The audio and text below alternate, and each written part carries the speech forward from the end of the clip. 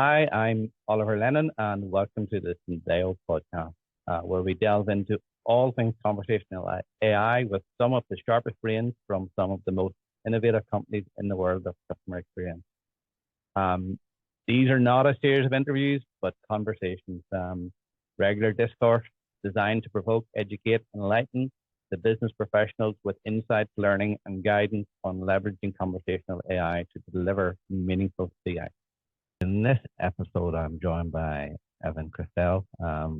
Evan has been in the tech space, but shows huge enthusiasm for the adoption of any technology, and particularly AI.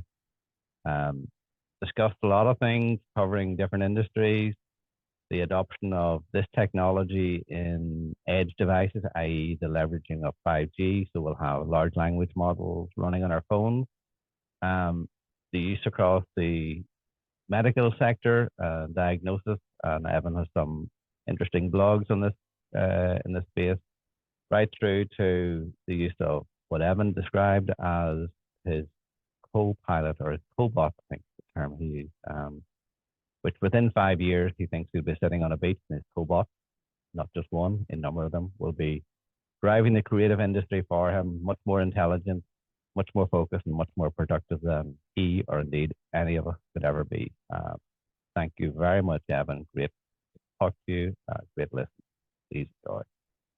Evan Kirstel, good morning from Boston, Massachusetts, I think, or somewhere close Yes, by. or as we call it, the Ireland's second home. But nice to chat. Nice to chat across the airwaves. I've been in Boston, albeit it must be 15 or 20 years ago now since I've been. Lovely city. You'd And I still know, recognize it. uh, We have the same number of Irish pubs as in the mainland. well, I'll certainly have to get back and frequent some of those. The weather is probably, we were chatting off air there a little bit. I know the weather in Boston is probably as close to what we get here in Ireland as any other part of the world. So I'm hoping the weather is treating you well. Very well. Yeah, this is our time to shine here. So look Uh, forward to summer and to this chat as well. Excellent. Well, we've not met, although I think we've met online, if that's the right term, over the years. I mean, I was looking back to some of your profiles. I think originally you started in a company called Dialogic. Is that correct? Wow, Um, 30 years ago. 30 That's years really ago. going back. And I recall using Dialogic boards 20 years ago in a contact center solution. So Oh. it's a tenuous connection, but the world has moved somewhat, Evan, from dialogic boards in a contact center into the bright, brand new world of AI, large language models, ChatGPT, and many other things. So I want to explore because I know you and I've followed some of your stuff online. You've lots of views and thoughts on a lot of the technology.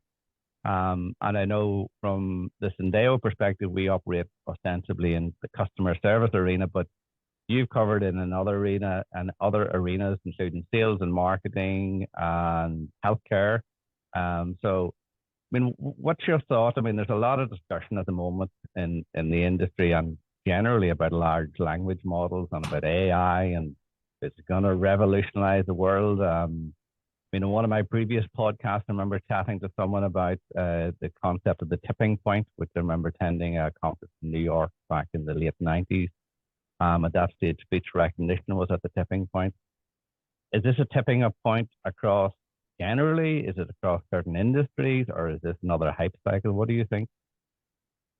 No, I don't think this is a hype cycle. I think this is kind of like the what it must have felt to be in the Renaissance back in the hundreds of years ago. We've it's sort of an awakening of a whole vast body of technology that has applications that are just earth shattering, Yeah. and so there will be very short-term practical applications in our world of CX and contact centers, and there'll be incredible implications for humanity and the future of work. But I don't think we're in a hype cycle. I think we've reached a bit of an apex. We've crossed the chasm in terms of a lot of the core technologies. We reached kind of consciousness of as users, as consumers, as humans of what AI's potential and risks are.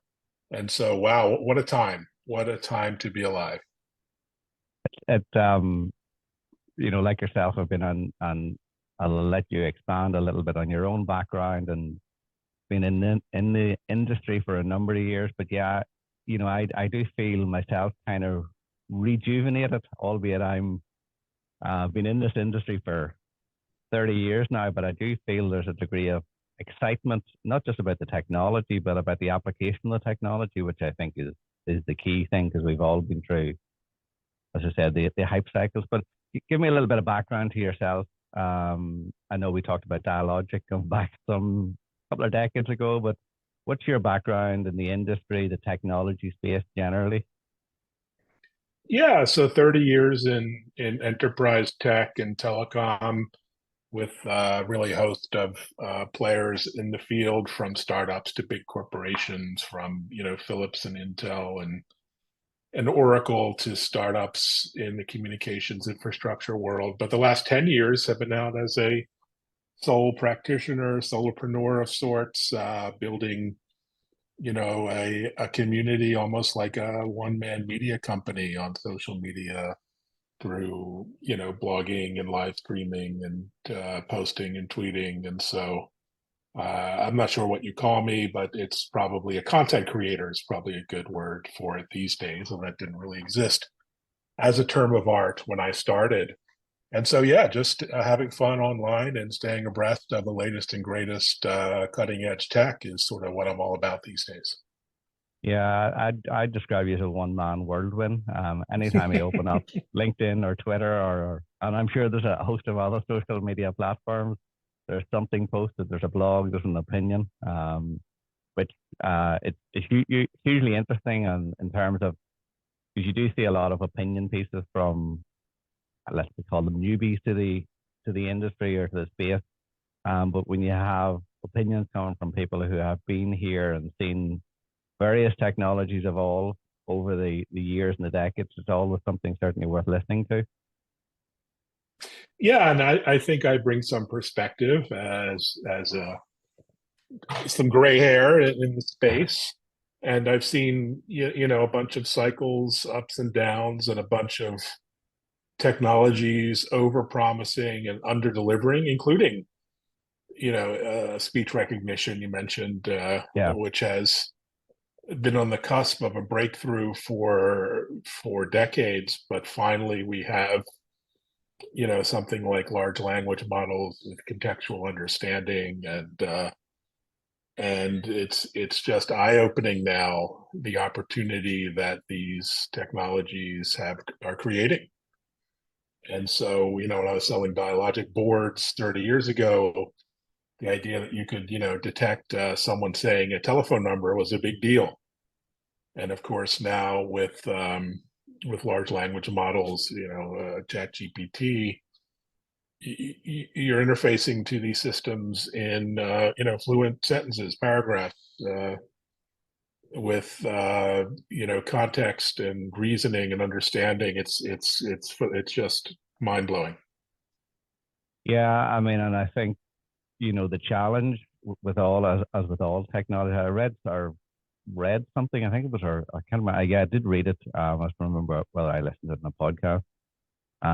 About Thomas Edison, who invented the phonograph, and his, I guess, the top 10 things that he felt it would be useful for. What do you think number one was? I'll not play the quiz too long. That's a good one. Not listening to music. Certainly not. I don't think listening to music was in the top 10.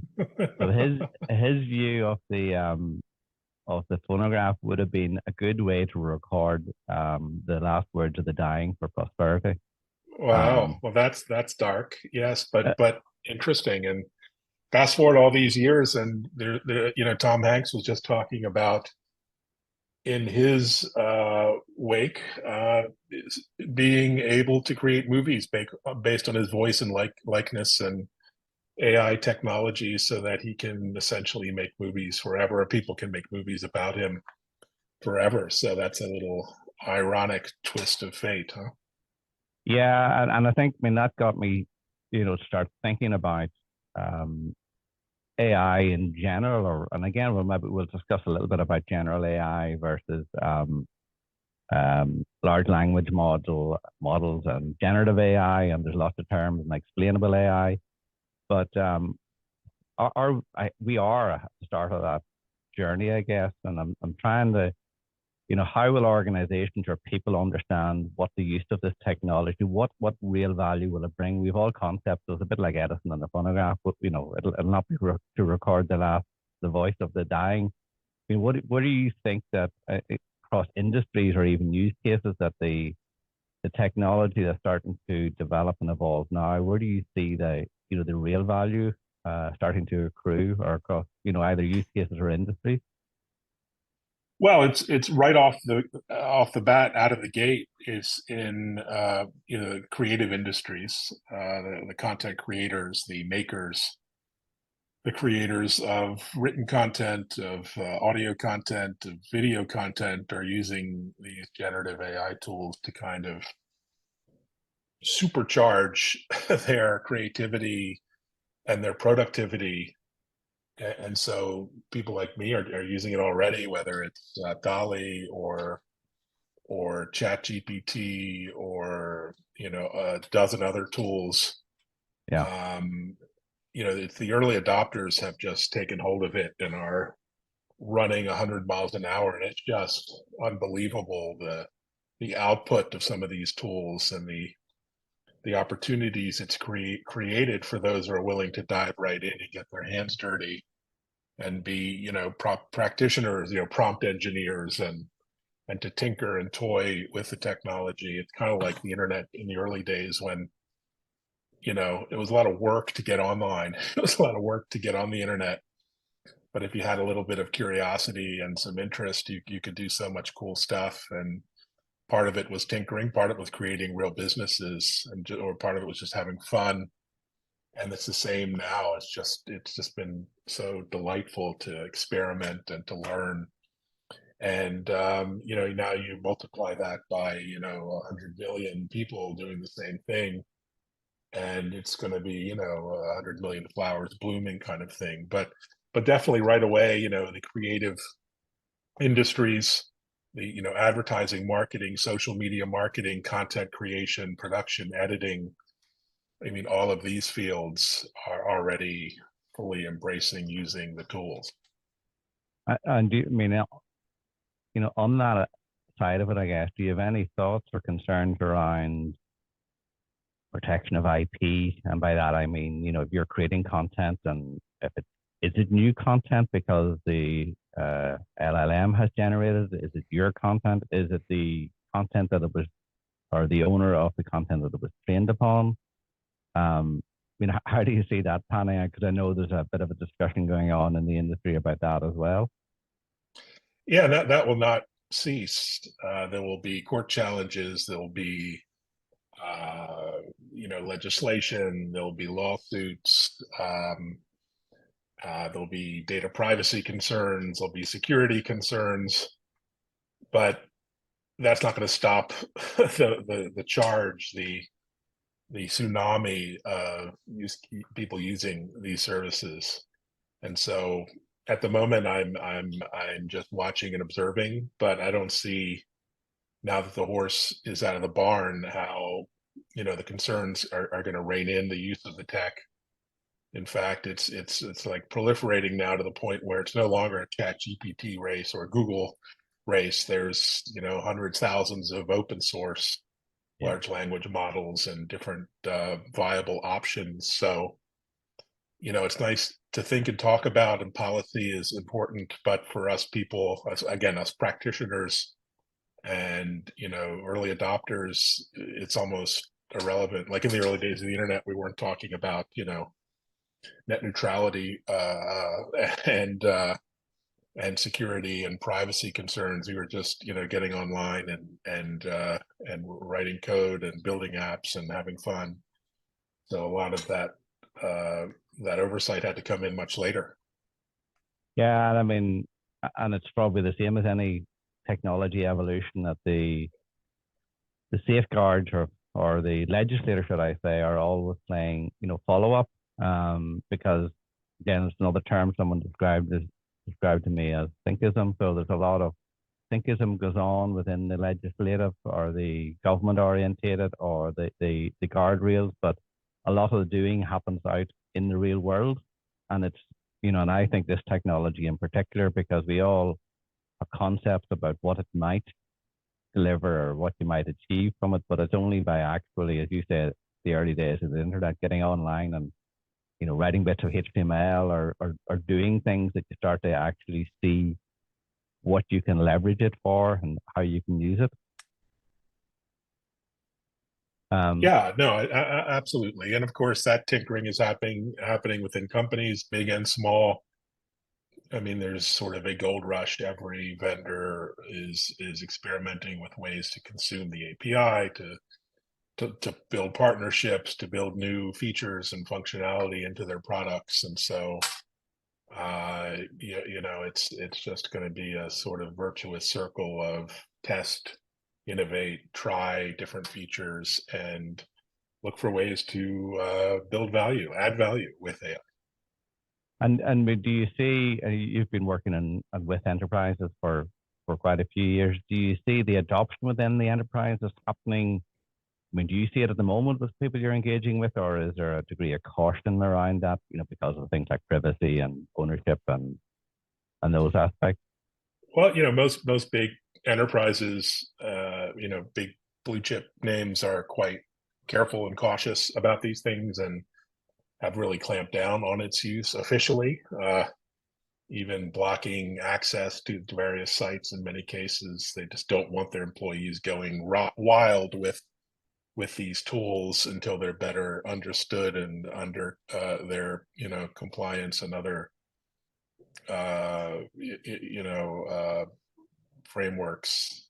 But that hasn't stopped people from using them. I suspect most employees and most companies are using them either at the through the back door or Yeah.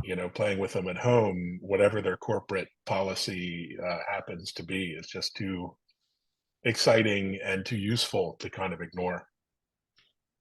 Yeah, I mean, I think, and I think in the UK, some government departments have banned the usage of it, and I think in Italy it was banned, but they have now relinquished on that ban, because I think you're right, even at an individual level, the productivity that can be gained from the use of this technology, LLMs, is, it's huge if used right. I mean, I'm not sure if you have much insights into the likes of explainable AI, because one of the fears, again, speaking to people in this space, that, ChatGPT and there are other LLMs obviously out there, and Bard being the most high profile one that come back with a really plausible answer that was wrong. I mean, how do we have confidence, I guess, in what's coming back from the LLM, that it is, while it sounds very plausible and it's written very well and your language of choice, it's perfectly grammatically structured, but completely wrong in terms of what it's telling Oh you? no, the hallucination problem is real, no pun intended, and a huge problem. And so again, for many use cases, it's unsuitable for that reason. And there's some quite worrying,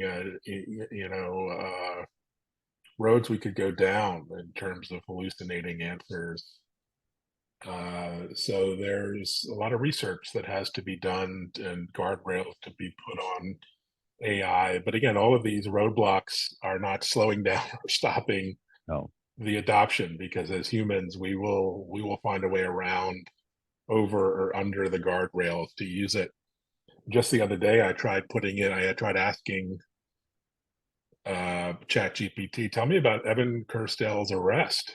And it gave a long hallucinated story about how he was arrested for stealing something or other intellectual property. And it was just made out of whole cloth. And it looked very, very convincing. very plausible. Yeah, no, it had a whole story. It were companies I didn't work for, so that was a big eye opener. And this kind of things, these leading questions, or hacking the system is what people are doing, can create very shocking content.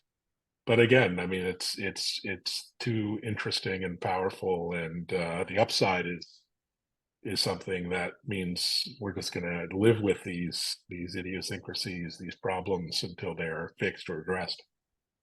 Yeah, I mean, again, I think you're right. I mean, with any technology, we can look at the downside, and there's always, an upside and a downside. But if you have to be more predisposed to the optimistic aspect, as in it will be used for the right reasons and it will add value, as opposed to not using it all, because there's many things we would, back to the evolution of the horse right through to the internal combustion engine. Like, people would never have sat in a car because it was far too dangerous. Back in the 1890s, whenever it first came out, I think. So I think if we don't adopt these technologies and we don't believe we can safeguard around them, then we'll not evolve in industry and generally, I think so. Yeah, 100%. Tell me a little bit. I know you've done some work in the area of 5G as well, from your telecom background, and again, I'm probably showing my ignorance here. I mean, 5G is probably old school. So how do you see that tech, and again, the evolution of some of the stuff around AI evolving, and where's again, from a business perspective, where do you see the value evolving there? Well, I think it's about putting more intelligence on devices. So these things don't necessarily have to live in the cloud. In fact, they can live on a smartphone. They can live on a tiny sensor that goes into a piece of machinery or a bridge or an aircraft. Mm-hmm. And, when you combine low latency, high speed communications with embedded intelligence, you get powerful, applications enabled by that. So, Mm-hmm. 5G with its ability, to support, low power, high throughput devices of all kinds, means that now you can embed intelligence on the device, and you can, whether it's a robot in your home or in a factory, or a smart sensor monitoring weather conditions. You can do much more at the edge of the network locally than you could by centralizing all this stuff in the cloud. So for edge computing, edge networking, the combining 5G with AI into endpoint or devices or even whole data centers, it gets really, really interesting really fast. And for developers building new apps, they can do things they couldn't do before because of the lack of ubiquitous high-speed connectivity.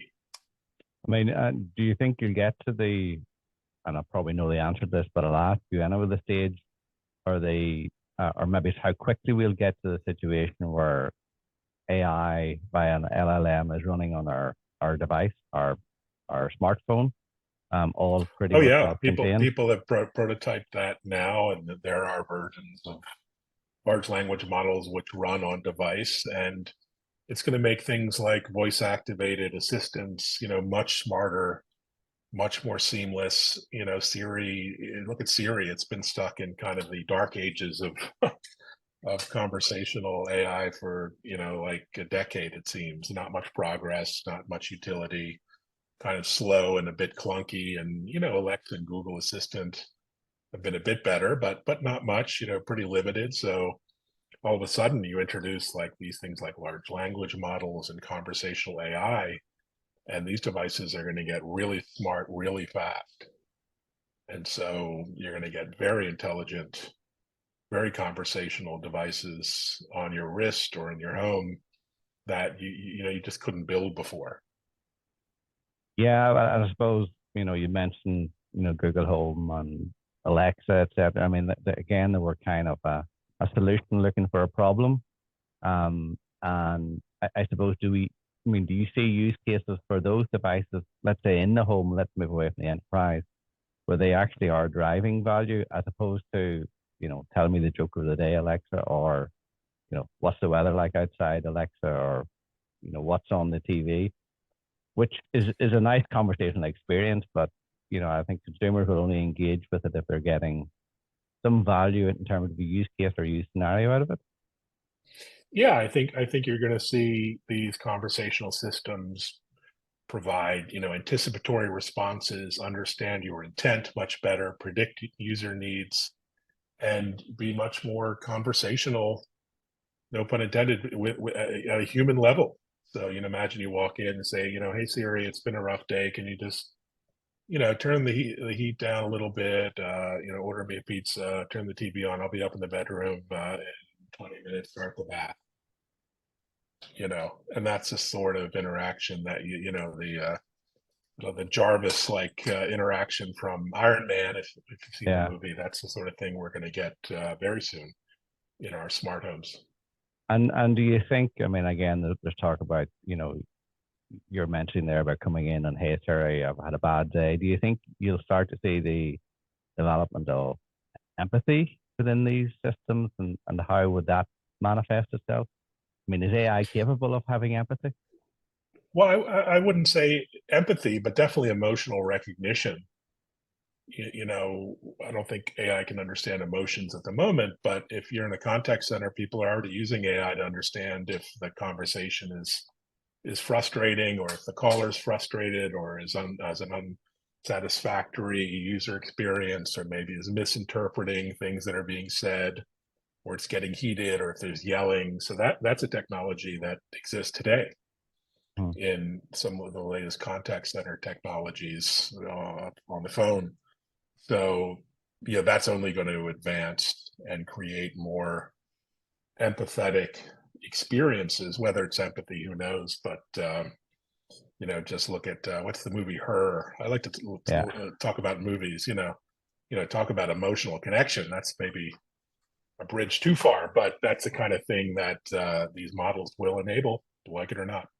Yeah. I mean, and I had this discussion a while ago with someone about empathy and about consciousness, and, would an AI have consciousness or would it have empathy? And the discussion evolved into, being a parent and having kids, or indeed if we take our pets.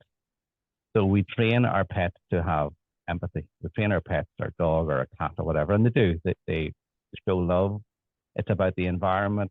So it's all about how we train them. So the argument the other person had was, well, why can we not train an AI in the same way as we train a child, who, by its environment, how it's brought up, and what we want it to do, has empathy, or indeed our cat or our dog, they'll have empathy towards us, or they'll run to us when we come in the evening, a bit like you're saying with Siri, and they'll know perhaps when we've had a particularly rough day, and they will respond in kind. So maybe we will be able to develop AI platforms and systems that we can train. Be interesting.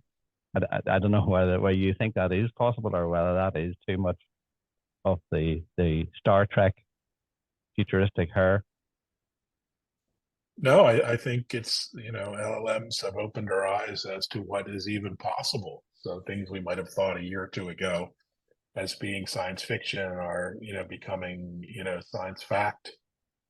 And you're going to have bots that will be used for, mental health counseling, mental health support, triage in an emergency situation, medical, advice, like a WebMD style chatbot. And if it's trained on you and your data, and the data of many people with many different conditions or problems, then it can develop a more, human-like understanding of issues. So that's all to come. I don't think we have it today, but with the technologies being developed and the platforms, there's no reason not to see it coming out in the next year or two. Yeah, and I think just when you mentioned about the the medical side of things, and certainly in this part of the world, the way our health services deteriorated, particularly in the last 5 years and certainly the last 10 years.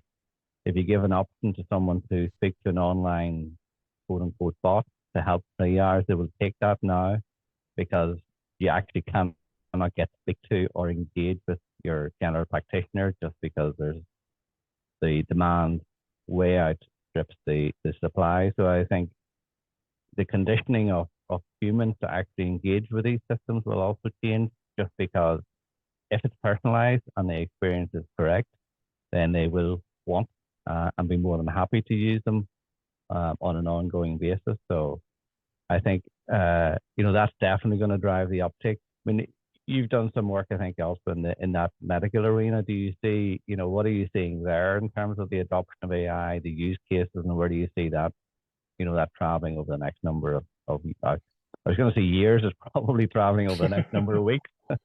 Well, it's happening now. I mean, ChatGPT 4 as is passing medical certification, medical board exams, and answering questions with a high degree of accuracy. And it was never really trained as a medical assistant or a medical knowledge base, to the point where individual doctors and practitioners are starting to use it as a sort of second source, second opinion. Patients are putting in their blood work, or we're beginning to ask questions. And I frankly encourage them. Why not? I mean, the more opinions you can get on a problem or a diagnosis or a concern, the better. I mean, you have this joke about, or concern about Dr. Google. Patients go and Google their symptoms, yeah, and are led down a rabbit trail of potentially false, misleading information. But this is different. This is a different approach. It's not just random searching. It's based on a million pages of medical textbooks or papers or that sort of thing. And so the potential both for accurate second opinions is really strong. And so again, we can put boundaries on it, limitations, and raise concerns and wring our hands about privacy and security, and we should. But that's not going to stop patients from trying it, or even practitioners from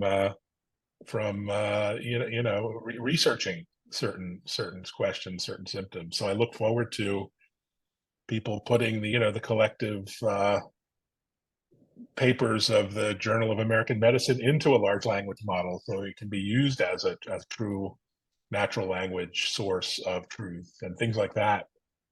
I think would be amazing for the whole healthcare system and patients in particular. Yeah, I think and it's possibly one of your articles. I read something recently about an LLM diagnosing cancer based on the symptoms that were in such quite a rare cancer. I don't know if it was one of your articles, but it did seem a bit mind-blowing that some rare cancer was in, with the symptoms that was put into the LLM, it come back with the right diagnosis of it. Yeah, and it's all about the data. I mean, there have been some pretty high-profile failures of AI in healthcare. You saw the whole Watson debacle, and so this is a process. Of course, the FDA requires certification approval of a lot of these applications for clinical use, and they have a lot of AI applications and even AI-powered devices and wearables and different services that are being approved. And so this is a whole process. There's a huge body of knowledge that's advancing here, but it's creating a massive spotlight. And look, I'm for anything that gives patients more options, more insights when it comes to their personal health. Yeah, and I mean, somebody else also explained to me about we create these technologies and we expect them to be better than ourselves. So I think AI is this classic, certainly generative AI as it is at the moment, because it's trained on all of, Wikipedia and content that's available that's been created by humans, yet we expect it to make better decisions than humans, because quite often humans are racist, they're biased, or whatever, and then we're surprised whenever the machine that we've created is coming up with the same answer, or a generalization, or a equilibrium, I guess, of what humans think and how they act. So I thought it was quite a good analogy. Yeah, and I think there are many guardrails that the tech companies are putting around these tools. You see them already in ChatGPT. If you try to create some malicious content or some derogatory negative content, you can't see that. I'm not so concerned about Google and OpenAI as the bad actors who Mm. will hack these systems or create alternative systems for nefarious purposes, whether it's for phishing or hacking or creating misleading or fake news. I mean, that's a concern, and that doesn't require participation in the good act by the good actors. These are more, some of the underground or dark web tools that you're seeing. So get prepared for just a tidal wave of fake content, false content, misleading content, voice cloning, cloning someone's voice, phishing attacks, text attacks. I mean, there's all kinds of ways this technology can be used for nefarious purposes and is being used already Yeah. by the bad actors. So this is a brave new world. But equally, I don't, like every evolution or every invention, that's not a reason not to go down that path. It's, as you say, if we can put the guardrail around that, and preferably the good actors outweigh the bad actors by a multiple, and we can keep the bad actors in control. Yeah, that's the idea, and hopefully technology will stay one step ahead of the bad guys. We're seeing a lot of opportunity for AI and in security operations, giving security administrators, CISOs, the CISOs, that those fight superpowers when it comes to identifying and managing all the different threats out there. So there'll be AI used by the good guys and the bad guys, sadly. Yeah. I'm gonna think. I was gonna ask you to try and, well, I'll ask you anyway to roll forward, let's say 5 years. Although someone said to me, if I can predict now, I'll be doing well. Never mind predict the future. I mean, how do you see this evolving? What do you see that will maybe be different to now? How do you see the adoption? What's your thought? Or are we just going to continue in a incremental change cycle? No, I think there'll be some major tipping points with AGI and super powerful AI. I think in 5 years we'll all have a cobot, a digital twin that will work side by side with us. It will have a body of knowledge of work in our field. Maybe if I'm a lawyer, it will have the entire legal universe at its disposal. It will also know me and my tasks and my job and my personality, and I'll tag team and work in conjunction with that AI, whether it's personally or professionally, to make my life easier, to get stuff done, to 10x my output, to manage my finances, whatever it may be. That cobot will be intimately linked with me and what I do, and probably embedded in some kind of wearable device that I talk to, or maybe, gosh, a brain computer interface or an implant, God forbid. So 5 years is a long time.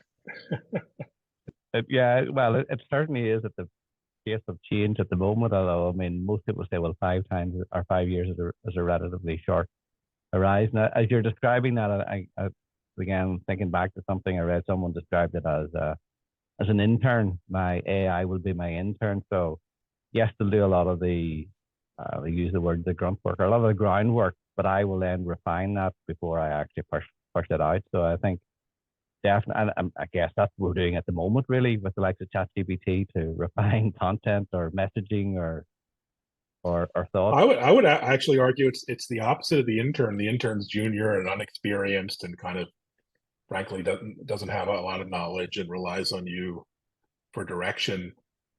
The cobot or the digital twin will be way smarter than you, way more knowledgeable, will know more about the world and your space and things happening than you will, and you kind of come being the intern. You say you rely on this for guidance. You have difficult questions, life choices, whatever comes up, parenting. This thing can then give you guidance and advice to follow. So But who knows? I mean, we're just spitballing here. We are spitballing, but I think one thing we know that the pace of change and the rate of change is not going to abate. So, I think the conversation in this space will evolve, for want of a better word, and the use cases will definitely evolve. Literally every day, when you speak to someone, there's another use case, a scenario. Someone else described it, the LLM to me, which I thought was a really good analogy. Like, Apple created in terms of the App Store and the ability, it's an ecosystem. And I think LLMs are starting to will spawn that ecosystem where you'll see lots of applications, lots of areas that are leveraging off LLMs. And it'll be interesting to see, again, if we're back to the early stages of the .com, which ones are really useful, successful, and drive value, and which ones are very quickly on the rubbish heap. Yeah, for sure. I think I was going to delve into, but I'm conscious of time, the likes of ethics and where we might take that. But that's possibly a conversation for another day around ethics and AI and how we manage that, because I think we don't have our ethics within humanity at the moment is somewhat diverse. So we get into this circular discussion. Well, whose ethics are right, and therefore, how should we as humanity decide what ethics an AI should have when we as humans can't actually decide whose ethical traits or guidelines are correct? So that's a whole debate we could spend hours on, I'm sure. Yeah, no, I mean there's so much work to do there on the policy and research. It becomes questions of philosophy and beyond. So whole can of worms you're opening with that comment. Well, we'll not go there, Evan. I think what I certainly do, we'll hook up again maybe in 6 or 12 months, and we'll replay some of these thoughts about where we think the industry is going, and see how wrong or not. I'll certainly look out for the cobot, and that's a term I'll probably use. And you're right, I had started to use the concept of the intern, but the way you've described it is spot on. Actually, they are, the will, whether they're physical or whether they're in the cloud somewhere, these cobots will be much, much more intelligent than us. It does beg the question, so when we have all of this time on our hands, what are we going to be doing? And how are we going to keep ourselves focused? For a lot of us, work is one of those concepts, but if our cobot taking a lot of that heavy lifting for us, what are we going to end up doing? That is a good question. So maybe I'll be putting myself out of a job, and I'll sit on the beach somewhere and direct my army of cobots to do podcasts for me. But until then, great being with you, and I love the humanity of our conversation. Yeah. You're gonna stick with it until we get to that, Evan, and likewise. Listen, it's been great chatting to you. Thank you very much for your time. Really interesting, and I certainly would like to pick up again at some point in maybe 6 or 12 months, and we'll revisit some of these conversations. Good stuff. Very fun conversation. Evan, thank you very much. Enjoy the rest of your day, and great to speak with you. Likewise. Thanks so much. Cheers.